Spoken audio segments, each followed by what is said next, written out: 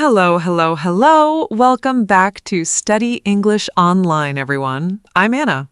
And I'm Jake. Hey, everyone. Great to have you here with us again today. Okay, Jake, I want to start with a moment that literally every single English learner knows deep in their soul. Oh, I already know exactly what you're going to say. You're mid-conversation, everything's going fine, and then suddenly, nothing. Your brain just goes completely blank. No words, no grammar, just silence and panic. That specific kind of panic, yes, it's such a universal experience. And honestly, it doesn't just happen to beginners. It happens to advanced learners too, and even to native speakers sometimes in high-pressure situations. Exactly. And the real problem isn't that your mind goes blank. That's completely normal and happens to everyone. The real problem is not knowing what to do in that moment, so it turns into a long, awkward silence that makes everything feel worse. Right, and that's exactly what we're fixing today. Today's episode is called What to Say When Your Mind Goes Blank in English. By the end of this, you'll have a whole toolkit of phrases and strategies so that blank moment never has to turn into silence again. Let's get into it. Okay, let's start with understanding why this happens in the first place, because honestly, once you understand the mechanism, it becomes a lot less scary. Great idea. So there are actually several different reasons your mind can go blank, and they each need a slightly different response. Let's go through them. First reason, cognitive overload. When you're speaking a second language, your brain is doing an enormous amount of work simultaneously, finding vocabulary, checking grammar, managing pronunciation, listening to the other person, thinking about what to say next. Sometimes, especially under pressure, that system just gets overloaded and freezes for a moment. This is honestly just a processing limit, the same way a computer can freeze when too many programs are running at once. It's not a sign of weakness or lack of skill, it's just your brain temporarily overwhelmed by the sheer amount of simultaneous processing required. Second reason, anxiety and fear of judgment. When you're nervous about making a mistake or worried about how you're being perceived, that stress response can actually block your access to words and grammar you know perfectly well in calmer situations. This is such an important point because it explains why you can often say something perfectly at home, alone, in the shower, but completely blank out saying the exact same thing in front of other people. The words haven't disappeared. The anxiety is just blocking access to them temporarily. Third reason, searching for a specific word that just won't come. Sometimes it's not your whole brain freezing, it's one specific word stuck right on the tip of your tongue, and that search process interrupts your entire flow of speech while you hunt for that word. Fourth reason, losing your train of thought completely, forgetting what you were even trying to say in the first place. Not just a missing word, but the whole idea slipping away mid-sentence. And fifth reason, not understanding a question or comment fully and freezing because you're not sure how to respond to something you didn't completely process. Each of these 5 situations is slightly different, and honestly, that's exactly why today we're going to give you specific phrases and strategies for each one, rather than just one generic, keep calm piece of advice. Let's start with the most common one, needing a moment to think without a full silence happening. This is honestly the most useful skill of all because it applies to almost every blank mind situation. Instead of empty silence, you fill that thinking time with natural filler phrases that native speakers use constantly themselves. Let's go through the most useful ones. Let me think for a second. That's a good question. Let me think about that. How do I put this? Give me a moment to think about that. Let's see. Well, let me think. These phrases do something really powerful. They signal to the listener that you're actively thinking, not stuck or confused, which completely changes how the silence feels for both of you. Right. Silence with no explanation feels awkward and worrying to the listener. Silence with a phrase like, "Let me think about that for a second," feels completely normal, even professional, like you're being thoughtful rather than lost. Let's demonstrate the difference. Version 1, awkward blank silence. So, what do you think about the project? Version 2, same blank moment, but handled well. So what do you think about the project? That's a good question. Let me think about that for a second. Okay, I think...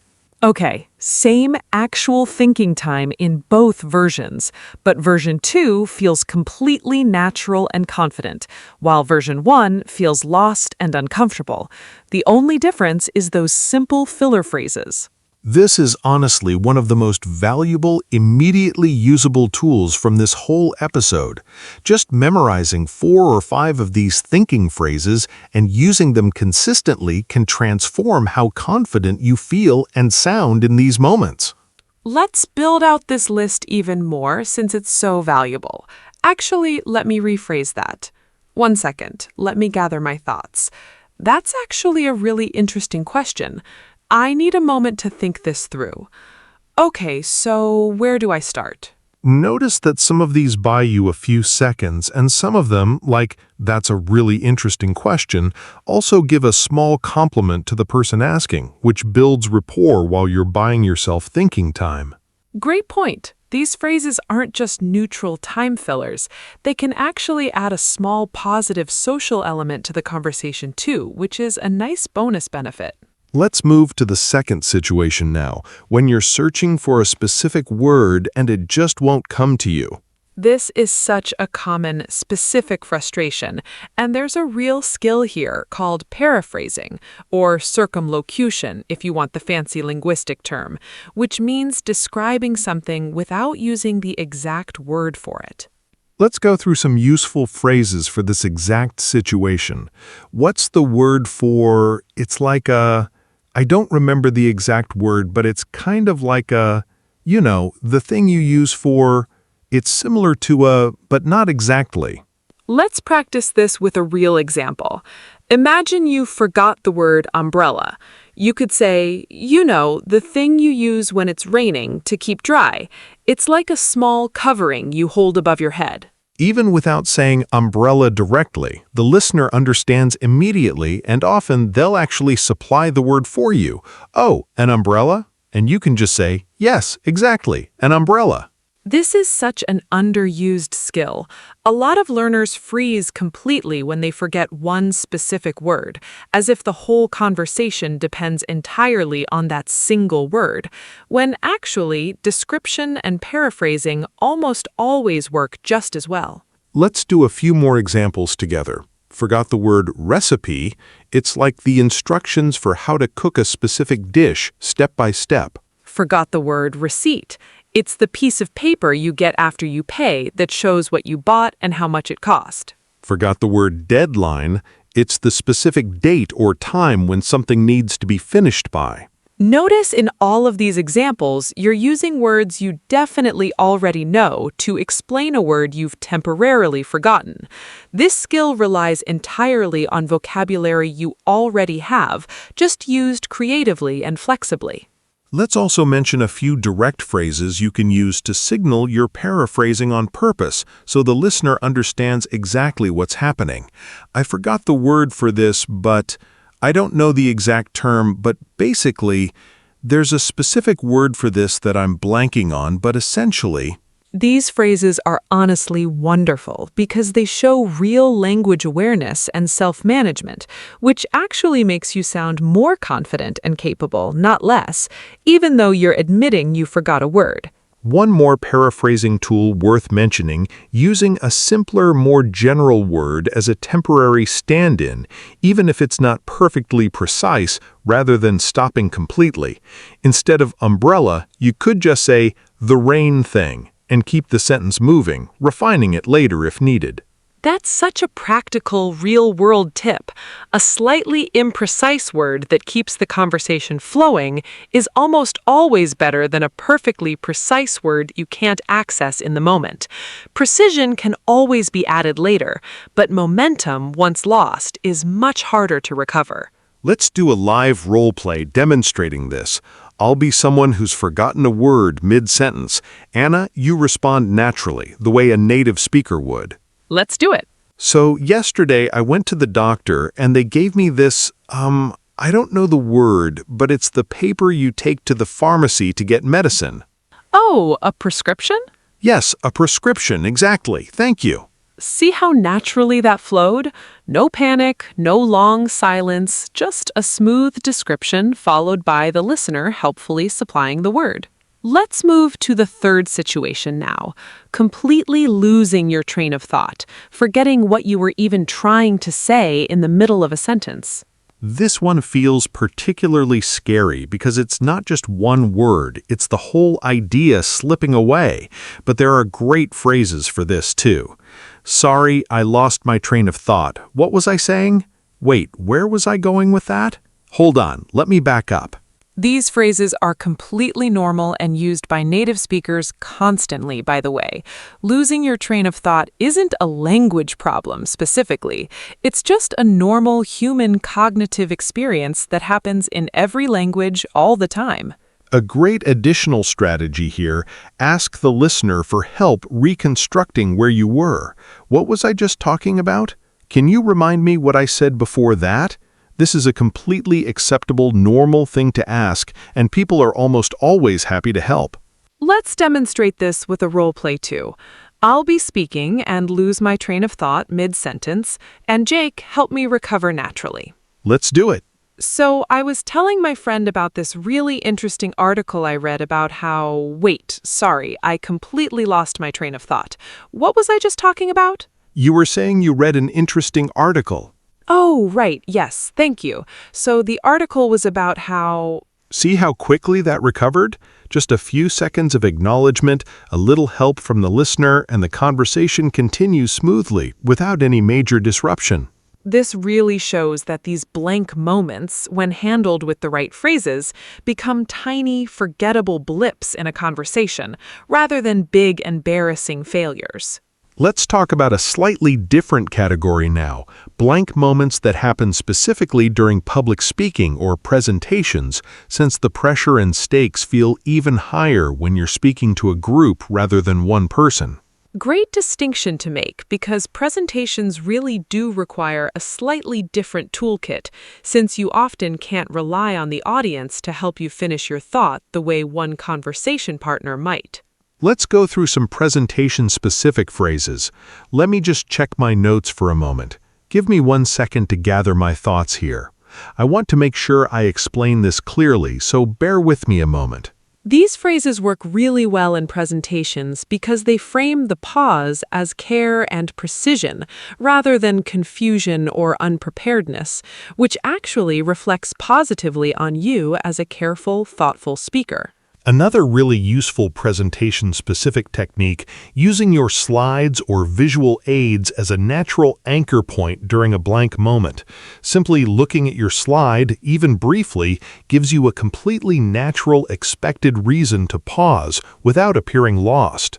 Right. Audiences expect presenters to glance at their slides or notes periodically, so using that expected behavior as cover for a thinking pause feels completely natural and doesn't draw any negative attention at all. Let's do a quick role play demonstrating this.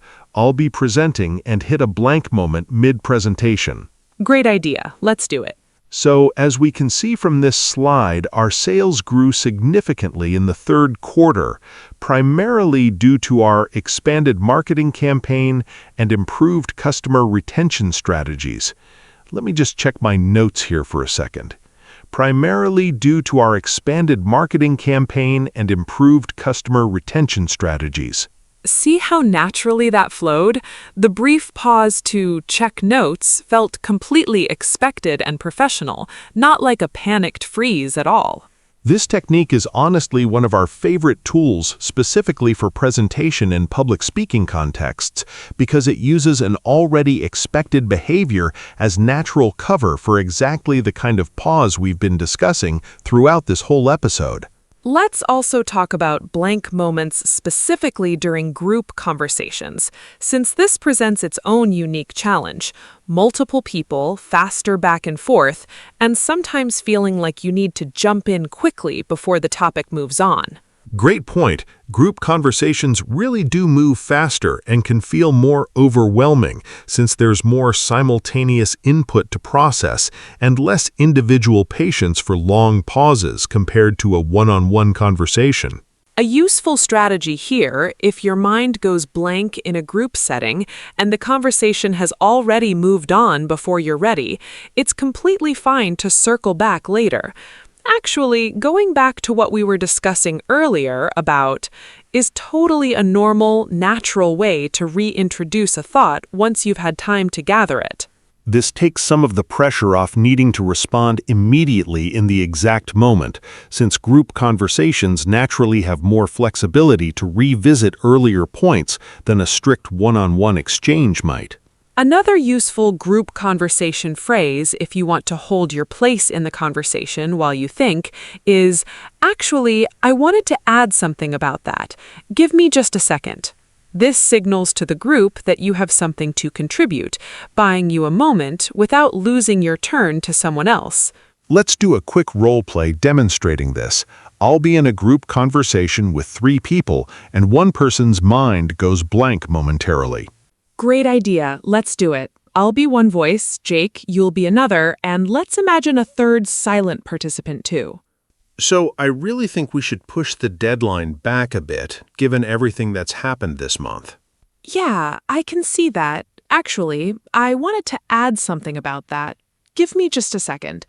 Okay, so I think if we push it back, we should also communicate that clearly to the client right away so they're not caught off guard. Notice how that little phrase, "give me just a second," held Anna's place in the conversation perfectly, and nobody moved on or interrupted, because it was clear she had something more to say and just needed a brief moment. Let's talk about text-based communication too, actually, since blank moments don't only happen in spoken conversation. They happen while writing messages, emails, or chats too, just in a slightly different form. That's such a great point to include, because a lot of learners also freeze while typing a message, staring at a blank screen, unsure how to phrase something, even though there's technically no time pressure at all in writing. In written communication specifically, you actually have more freedom to pause, reconsider, and revise before sending anything, which is honestly one of the nice advantages of text over live spoken conversation. A useful strategy here, if you're really stuck on how to phrase something in writing, it's completely fine to write a simpler, more direct version first, even if it feels less polished, and then revise it afterward, rather than staring at a blank screen waiting for the perfect sentence to appear immediately. This connects nicely to something we discussed in our episode about grammar not mattering as much as people think. A simple, clear first draft beats a blank screen and endless hesitation every single time. Great callback. And if you're in a live chat or messaging conversation specifically, where the other person can see you're typing, it's completely fine to send a quick placeholder message like, "Give me a sec, typing this out," if you need a longer pause than usual to compose your thoughts. Let's go a bit deeper into the emotional side of this topic now, because honestly, blank moments often trigger a specific kind of emotional spiral that's worth addressing directly. Great point. Let's really dig into this. A blank moment often triggers an immediate wave of self-critical thoughts, like, "Why can't I just speak properly? Everyone must think I'm not fluent. I've ruined this conversation." And these thoughts, more than the blank moment itself, are often what makes the experience feel so distressing. This is such an important distinction. The actual blank moment, a few seconds of silence, is genuinely a small, forgettable event to the listener in almost every case. It's the internal, self-critical narrative running through your own mind that makes it into something that feels much bigger and more significant than it actually is. A really helpful reframe here is instead of thinking, I failed, my English isn't good enough, try consciously reframing it as, my brain needed a moment. That's completely normal, and I have the tools to handle this. This kind of self-talk genuinely changes how the moment feels internally, even though the external situation is identical. This connects to something broader too, honestly, about how we talk to ourselves in general, not just about language specifically. Harsh, critical self-talk in these moments tends to increase anxiety and actually makes future blank moments more likely, creating exactly the anxious cycle we mentioned earlier. Meanwhile, calm, compassionate self-talk, genuinely treating yourself the way you'd treat a friend struggling with the exact same thing, tends to reduce anxiety and actually makes you more likely to recover smoothly and continue the conversation with confidence. A practical exercise here: the next time you experience a blank moment and afterward reflect on it, notice what your internal voice said about it.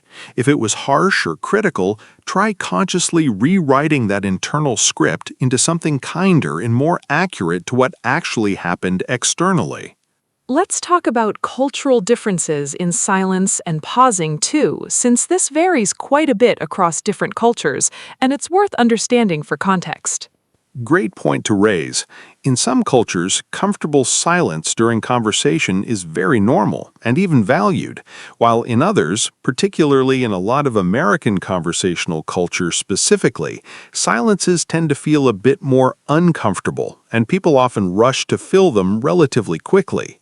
This cultural difference can actually add an extra layer of anxiety for some learners if their native cultural norm involves longer, comfortable pauses, and now they're navigating American conversational culture, which tends to move a bit faster and fill silences more actively. Understanding this cultural context can actually be really reassuring, though, because it explains why native English speakers themselves developed all these filler phrases and thinking time techniques we've discussed today. They're culturally trained to fill pauses actively, too. It's just become so automatic for them that it doesn't feel effortful anymore. Right. So learning these specific phrases isn't just a language skill. It's also somewhat of a cultural communication skill, matching the pacing and pause-filling expectations of typical American conversational style specifically. Great context, and honestly, a good reminder that adapting your communication style culturally, not just linguistically, is a completely normal, valid part of becoming a confident, comfortable English speaker. Let's take a few more listener questions now, since we've gotten some really specific, interesting ones on this exact topic. Great idea. Let's continue. Sixth question. What if I use these thinking phrases too much and it starts sounding unnatural or like a crutch? Fair concern, and honestly, moderation matters here, the same way it would with any communication tool. If every single sentence includes, let me think about that for a second, it might start to feel excessive. The goal is having these phrases available for genuine blank moments, not using them as a constant verbal habit regardless of whether you actually need them. Seventh question. Is it different if I'm speaking with another non-native speaker versus a native speaker? Interesting question. And honestly, in our experience, non-native speakers are often even more understanding and patient with these blank moments, since they've likely experienced the exact same thing themselves. That said, all the phrases and strategies we've covered today work equally well with both native and non-native conversation partners. Eighth question. Does this happen less as you become more advanced, or does it happen at every level? It genuinely happens at every level, though the specific triggers often shift as you advance. Beginners might blank on basic vocabulary or grammar structures, while advanced speakers might blank more on precise, nuanced word choices in complex or unfamiliar topics, or simply under unusually high pressure, like a major presentation or an important negotiation. Ninth question. What if I genuinely can't think of anything to say at all, even after using these phrases? That's completely okay too, and it's a valid moment to honestly say something like, "I'm sorry, I'm having trouble putting this into words right now. Could we come back to this?" This kind of honest, calm acknowledgement is a completely legitimate final option, and honestly, most people respond to this kind of honesty with patience and understanding. 10th question, and a fun one to end on. Do you two ever experience this yourselves, even doing a podcast about English? Constantly, actually, even doing this podcast. We've paused, lost our train of thought, and used several of today's exact phrases while recording, completely naturally, without even planning to. Very true, and honestly, that's a perfect real-world demonstration that this isn't some rare, embarrassing failure. It's just a normal, constant part of how real, live human conversation works for absolutely everyone, at every level. Let's talk about long-term strategies now, ways to gradually reduce how often blank moments happen in the first place, beyond just having good recovery tools. Great addition, since prevention and recovery really do work best together. First strategy, regular low-stakes speaking practice. The more comfortable and automatic your general English speaking becomes through consistent practice, the less cognitive load each individual sentence requires, which naturally reduces blank moments over time. Second strategy, building specific vocabulary around topics you know you'll discuss regularly. Work topics, hobbies, common social situations, so you have that vocabulary readily accessible rather than searching for it under pressure in the moment. Third strategy, regularly exposing yourself to slightly challenging, slightly uncomfortable speaking situations on purpose in a controlled, lower-stakes way, so your brain builds tolerance and familiarity with that mild pressure, rather than only encountering it for the first time in genuinely high-stakes situations. This is honestly similar to how people build tolerance for public speaking generally, through gradual, repeated, manageable exposure, rather than avoiding pressure entirely and then facing it unprepared in a genuinely high-stakes moment. Fourth strategy, practicing the specific phrases from today's episode enough that they become truly automatic, almost like reflexes, rather than something you have to consciously remember and choose in the stressful moment itself. And fifth strategy, generally working on overall speaking confidence and reducing performance anxiety through whichever methods work best for you personally, since anxiety reduction genuinely does reduce the frequency and intensity of these blank moments over time, as we discussed earlier. Let's mention one more small but genuinely useful tool before we move toward wrapping up. Having one or two safety phrases that you personally feel completely comfortable with, almost like a personal go-to response you can rely on in almost any blank moment situation, regardless of the specific context. I love this idea, having your own personal, well-practiced phrase that feels natural in your own voice. For some people, that might be, "Let me think about that for a second." For others, it might be, "That's a great question. Give me a moment." The specific phrase matters less than having one that feels genuinely natural and comfortable for you personally. A useful exercise here. Think back over everything we've covered today and pick just one or two phrases that felt the most natural to you, the ones you could imagine actually saying comfortably in your own voice, and commit to practicing those specifically, rather than trying to master every single phrase we mentioned. This personalized approach tends to work much better than trying to memorize an enormous list all at once. A small, genuinely comfortable toolkit that you actually use consistently beats a large, overwhelming list that stays purely theoretical. Great practical advice to end this section on, and honestly, a nice reminder that today's episode isn't meant to be memorized perfectly all at once. It's meant to give you options so you can find what genuinely works best for your own personality and speaking style. Let's move to the fourth situation now. And honestly, this is one of the most important skills in this entire episode, the power of a natural pause, without filling it with anything at all. Great point, because a lot of learners feel like every single second of silence must be filled with a filler phrase, but actually a short, confident pause, especially with good body language, is also a completely valid and natural option.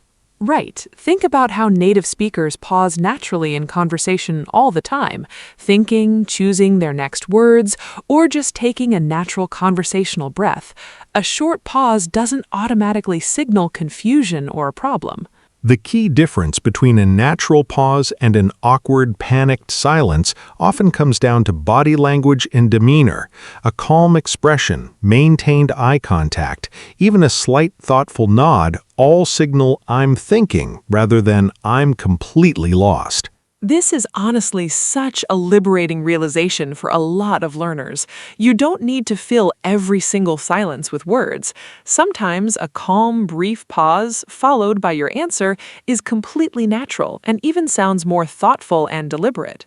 A useful practice tip here: the next time you're speaking English and you need a moment to think, try just pausing calmly without rushing to fill it immediately with or nervous laughter. Practice sitting in that brief silence comfortably. This takes practice because our instinct, especially nervous, is to rush and fill every gap immediately. But a calm, brief pause, held with confidence, often communicates far more competence than a rushed, nervous filler sound. Let's do a longer role play now, combining several of these strategies together in a higher pressure situation, a job interview, since this is exactly the kind of situation where minds tend to go blank most often. Great choice. High stakes, high pressure. Let's do it. I'll be the interviewer. Jake, you're the candidate. Let's go. So, can you tell me about a time you faced a significant challenge at work and how you handled it? That's a great question. Let me think about that for a second. Okay, so there was a project where, sorry, give me just a moment to gather my thoughts properly. No problem at all. Take your time. Thank you. So there was a project last year where we were behind schedule, and I had to, I'm sorry, what's the word when you reorganize everything to fix a problem quickly? Restructure? Reorganize? Yes, restructure. Thank you. I had to restructure our whole timeline to get us back on track, and it actually worked really well in the end. That's a great example. Thank you for sharing that. Notice how many different strategies were used in that one short exchange: a thinking phrase, an honest request for a moment, and a paraphrasing request for a forgotten word. And the whole thing still sounded professional and confident, not chaotic or embarrassing at all. Exactly. And here's the important thing. The interviewer in that role play wasn't annoyed or judgmental at all. In real interviews, interviewers are almost always completely understanding of these natural moments, especially with non-native speakers, and often even more understanding than you'd expect. Let's do another role play now, this time in a more casual setting, a social situation, meeting new people at a party or event, since blank moments happen there too, often driven more by social anxiety than language difficulties specifically. Great context to cover too. Let's do it. I'll be meeting Jake for the first time at a social event. Let's go. Hi, I don't think we've met. I'm Anna. Hi, Anna. I'm Jake. Nice to meet you. So, what? Sorry, give me a second. Brain just went blank for a moment there. What do you do? No worries at all. Happens to me too sometimes. I work in marketing. And you? Oh, nice. I'm actually... Hold on, how do I explain this? I work in software development, specifically building mobile apps. That's really cool. What kind of apps do you work on? Notice how even in that really casual, low-stakes conversation, that blank moment happened naturally, was handled smoothly with a simple, honest acknowledgement, and the conversation just continued without any real disruption at all. This really shows that these moments happen in every kind of conversation, formal and casual, and the specific tools we're teaching today apply universally across all these different contexts. Let's do one more role play, a phone call, since phone conversations often feel more stressful for learners specifically because you don't have body language or facial expressions to support communication. Great context. This is honestly one of the hardest situations for a lot of learners. Let's do it. I'll call Anna about a work matter. Let's go. Hi, Anna. It's Jake calling about the report we discussed. Oh, hi, Jake. Yes, how's that going? It's going well. I just wanted to check. Sorry, 1 second. Let me find my notes here. Okay, I wanted to check whether you needed the final version by Friday or by Monday. Friday would be ideal, if that works for you. That works perfectly. I'll have it to you by Friday then. Back to normal. Notice how even over the phone, without any visual cues at all, a simple, calm phrase like, 1 second, let me find my notes here, completely normalized that brief pause, and the conversation continued smoothly without any awkwardness at all. Phone calls specifically benefit enormously from having a few of these standard phrases memorized and ready, precisely because you can't rely on body language to soften a silence the way you can in person. Let's talk about a few common mistakes people make when their mind goes blank, since avoiding these mistakes is just as important as knowing the right phrases. Great topic. Let's go through them. Mistake number 1. Over-apologizing excessively.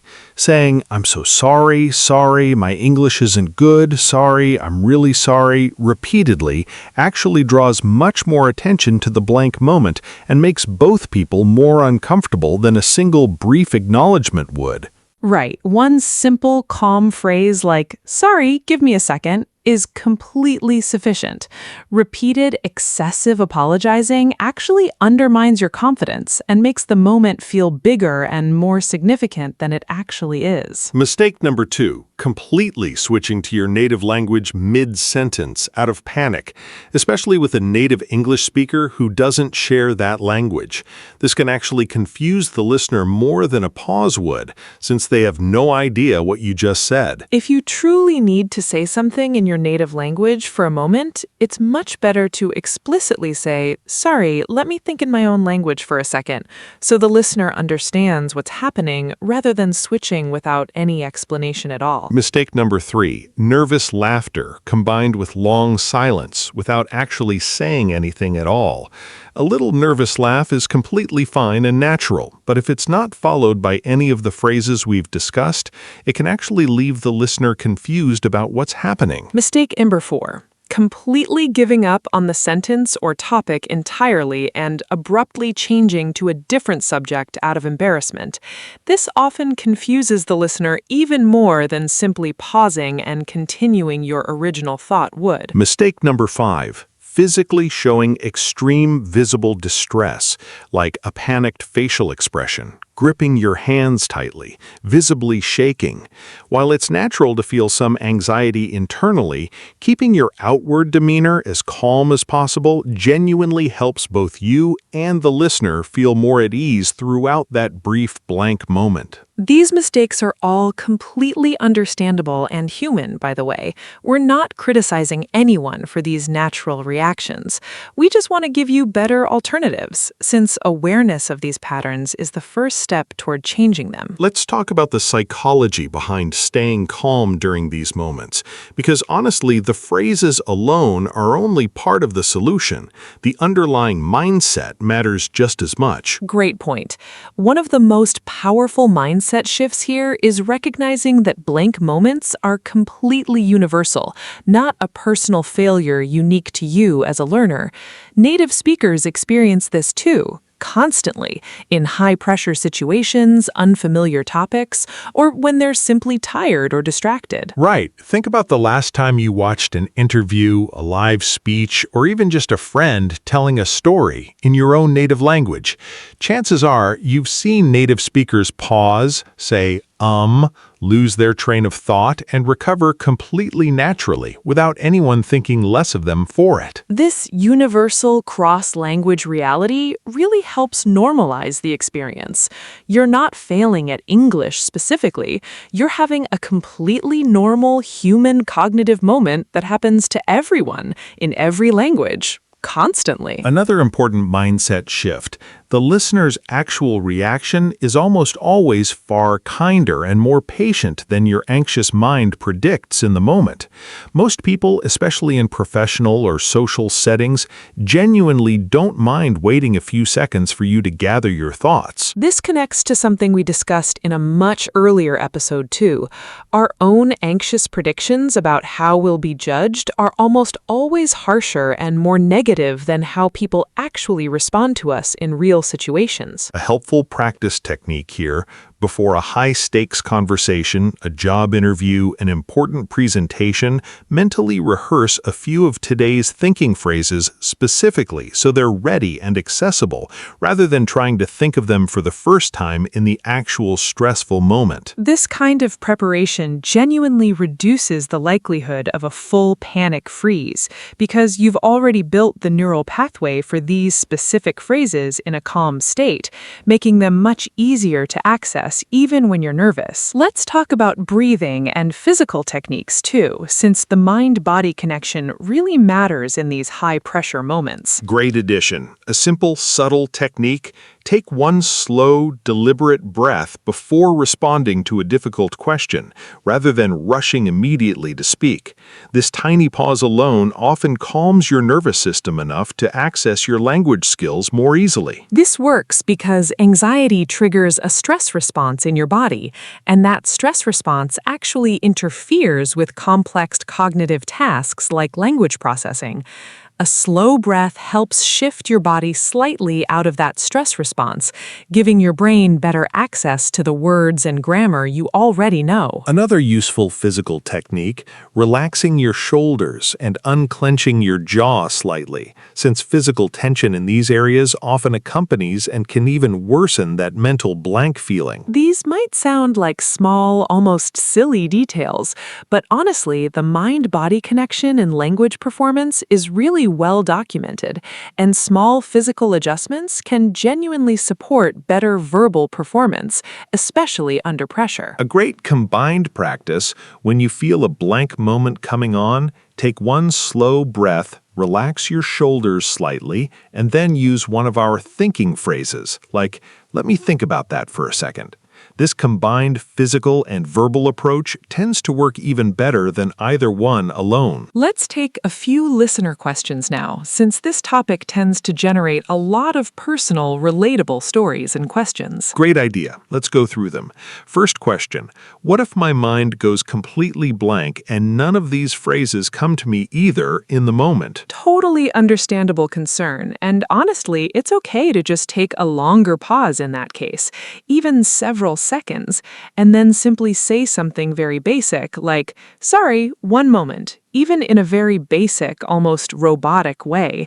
Even a very basic phrase is better than complete silence with a lost, panicked expression. Second question: is it okay to just say, "I don't know," if I really can't recover the thought at all? Absolutely fine, and honestly, sometimes this is the most efficient, honest option. "I'm sorry, I've completely lost my train of thought. Could we come back to that?"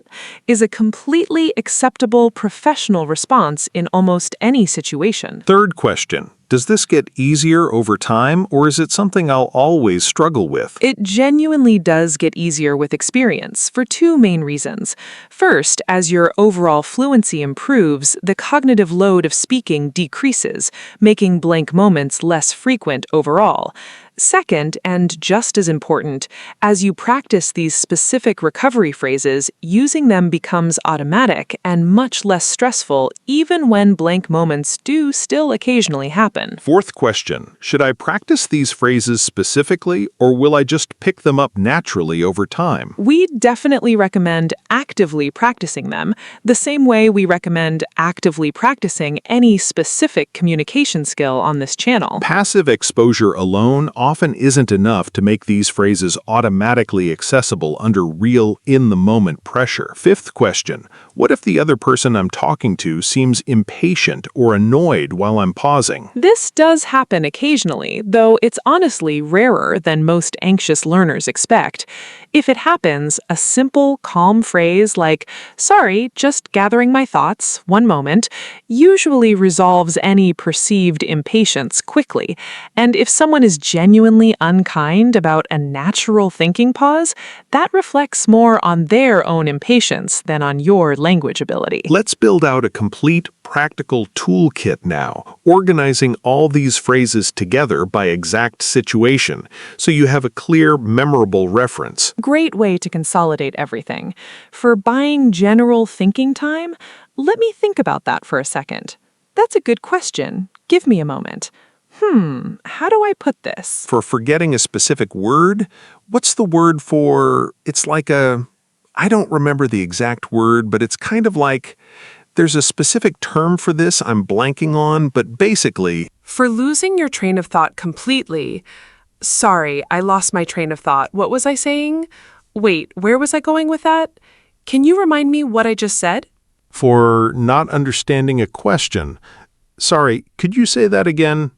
Could you rephrase that for me? Sorry, what do you mean by that exactly? And for simply needing a calm pause without necessarily saying anything, a slow breath, relaxed shoulders, brief eye contact, a small, thoughtful nod, followed by your answer.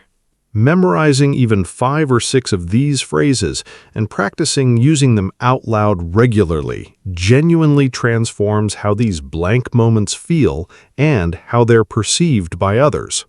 Let's do a practice round now, applying this whole toolkit to some quick scenarios. Great idea. I'll describe a blank mind scenario and Anna respond with an appropriate phrase or strategy. Let's go. You're asked a question in a meeting and you need about 5 seconds to think before answering. That's a great question. Let me think about that for a second. You've forgotten the word suitcase while telling a travel story. I forgot the word, but it's the bag you use to pack your clothes when you travel. You've completely lost track of what you were saying mid-story at a dinner party. Sorry, I've completely lost my train of thought. What was I just talking about? Someone asks you a fast, complicated question that you didn't fully catch. Sorry, could you say that again, a bit more slowly? You need a moment to calm your nerves before responding to a tough interview question. I'd take a slow breath, relax my shoulders, and then say, "That's an interesting question. Let me think about how to answer that." Perfect responses across the board. That's exactly the flexible toolkit we want you walking away with today. Let's also talk briefly about how to practice this specific skill proactively before you're even in a real high-pressure situation, since preparation really does make a huge difference here. Great addition. One really effective practice method: record yourself speaking about a random topic for 1 to 2 minutes without any preparation, and deliberately notice when you naturally pause or search for words. Practice using our thinking phrases in real time during this exercise. This kind of low-stakes, private practice builds genuine muscle memory for these phrases, so they become far more accessible later in real, higher-pressure conversations. Another useful practice method: role-play scenarios with a language partner or even alone, specifically practicing recovery from an intentional blank moment. Pause deliberately mid-sentence and practice recovering smoothly using our thinking phrases. This might feel a little strange or artificial at first, deliberately practicing something that normally happens involuntarily, but it genuinely builds the same kind of automatic, confident response that we're aiming for in real conversations. A third method: keep a small personal list of your own most useful phrases from today's episode, the ones that felt most natural and comfortable to you specifically, and review that list regularly, even just for a minute or two each day until they become second nature. Different phrases resonate differently with different personalities and speaking styles, so personalizing your own toolkit rather than trying to memorize every single phrase we mentioned today often works better in practice. Let's talk about one more important angle before we wrap up, how this specific skill connects to overall confidence building in English more broadly, since it's really part of a bigger picture. Great point to close on. Every time you successfully navigate a blank moment using these tools, rather than freezing in silent panic, you're building real evidence for yourself that these moments are survivable, manageable, and honestly, not nearly as catastrophic as your anxious mind predicts beforehand. Right, and this evidence accumulates over time. The first few times you use these phrases, it might feel a bit awkward or forced, but with repeated, successful use, your confidence in handling these moments grows substantially, which in turn reduces the anxiety that causes blank moments in the first place. Let's share one final encouraging thought here, too. Every single fluent speaker you've ever admired in any language went through this exact same process at some point. Fluency was never a straight line free of blank moments. It was built through thousands of small, imperfect conversations, plenty of pauses, plenty of forgotten words, all handled and recovered from one moment at a time. That's such a grounding thought. The fluent version of you that you're working toward isn't someone who never experiences a blank moment. It's someone who's simply built a comfortable, automatic toolkit for handling it when it happens, exactly like we've practiced together today. And honestly, that person, that more confident, tool-equipped version of yourself, is much closer than it might feel right now, especially once you start actually practicing and using these specific phrases in your real conversations.